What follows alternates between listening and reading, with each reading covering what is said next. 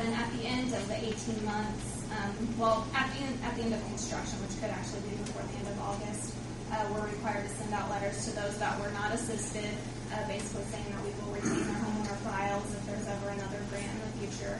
And then those that were assisted, we offer them some services like a home maintenance class that our inspector offers, and it does spell out that it's from IHCDA, Indiana Housing and Community Development Authority, and that the city was awarded this grant money. So yes, they will be notified. See, the council went through that, voting on that and going through with it, and it is taxpayer grant money.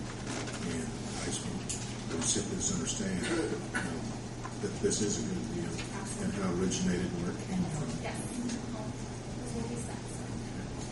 So what do you need from us? I just need a board approval saying that we can move forward with these applicants. The next step would be for our inspector to go to their homes and verify what improvements they would need, and then we would send it out to bid to the qualified contractors. So that's where we're at right now.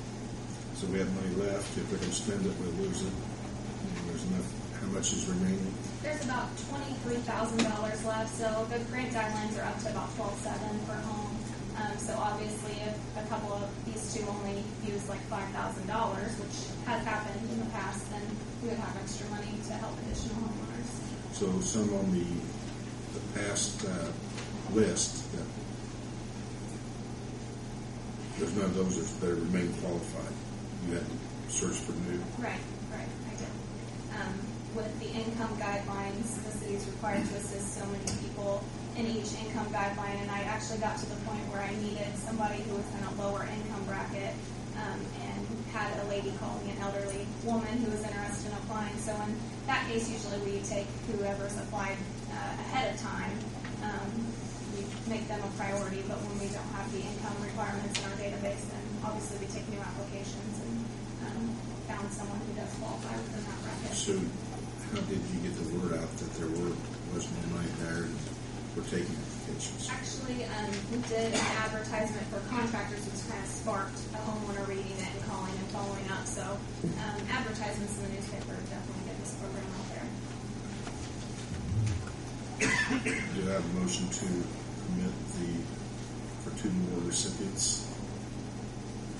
So moved. Second. Any more discussion? Hearing none, roll call vote, please, Gene. Rodney? Yes. Linda? Yes. Steve? Yes. Darryl? Yes. Here. Yes. Thank you. Appreciate it. Next item on the agenda, Scott Chasteen. Chief Chasteen.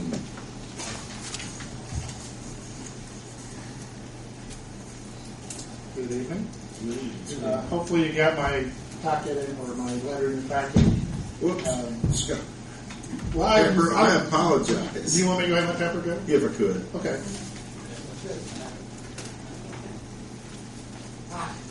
I love you, Pepper. Thank you. You gotta wait about 45 minutes. They're still fresh right now, so they'll be wore down later.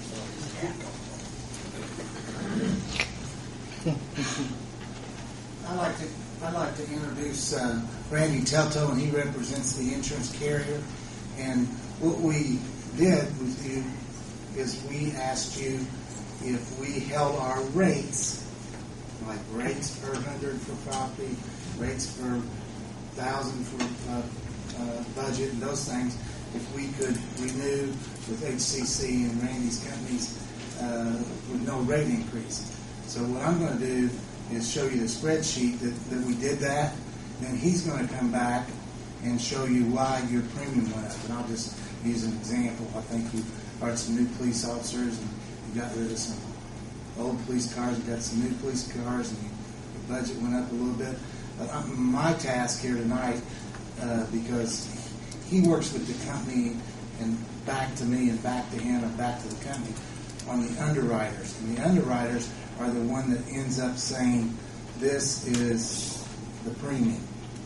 What you guys agreed with me to do is if we could hold the rates the same, then we would renew with this company for July 1 through June 30th. So let me make this clear. never did we agree and had a deal for the extension on the premium or the insurance for 13 months that we wouldn't ask for anything else and we'd automatically renew. I didn't mention June. That's done.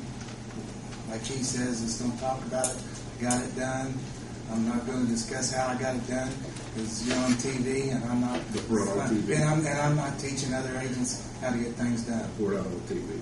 Oh, we're not? I thought we are. Well, no. Okay. No. Well, all right. This is July 1 through June 30th. June's already half over or somewhat, and we're not discussing June. You were covered just like you were before, and you're not going to get a bill. Any questions about that? Not on that part. Okay. Well, this I said that not a year ago, but I came back and said if I can keep the rates the same, then we would go out and basically you'd have no rate increase, which is kind of unheard of. But if you had cars and you had policemen and the budget goes up and you had sewer projects, it goes up. So this talks about the property. Now there's one thing that I'm going to suggest, and I was going to do it at the end, but I'll suggest now. There's been some questions about what is this building worth? Okay? Now, all we can do is cost estimators, which insurance companies like one step away from appraisals. Appraisals cost money.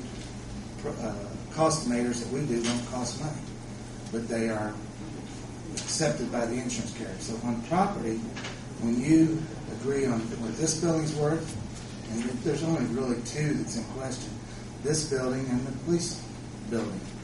And if you agree on what that property's worth, then it's covered for that amount of money. It's called replacement, agreed upon replacement cost.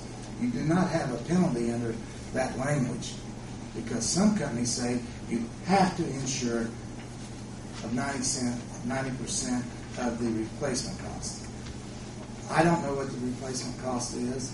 I don't know if you do or not, but I'm going to ask you to create a committee of people that might have a feeling for what this building's worth and what the police department's worth, because we think this building's worth what we've got it insured for, and we think that the police department building is worth less than what we have it insured for.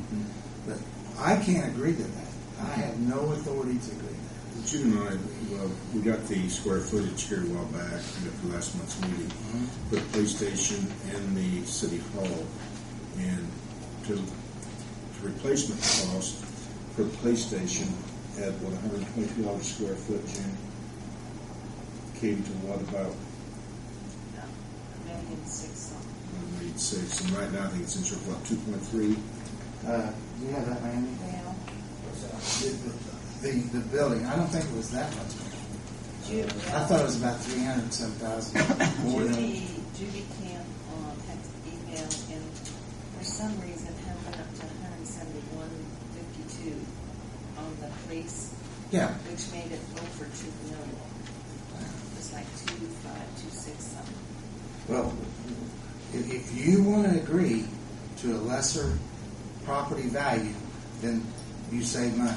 Well, based on what we were told when we had some claims in the past, that we were over-insured because they would just insure it for replacement. And that would be probably at that time, the gentleman said 1.3 million. And we had insured 2.3 or 2.6. We insured it for what it was insured when we got the business. Right. We did not establish a value. And I think you're right, the value was too high. We were Okay. So over-insured. what I'm saying is you can change that at any time for July 1st, and it'll be effective July 1st, but it has to be done by you. We did the cost estimators, and we think this building is insured properly, and we think that. What is it? You have that there, Randy? It's $3 million and something. It's over 3. Yeah. What did you spend when you remodeled it? We spent We took bond down for $1.3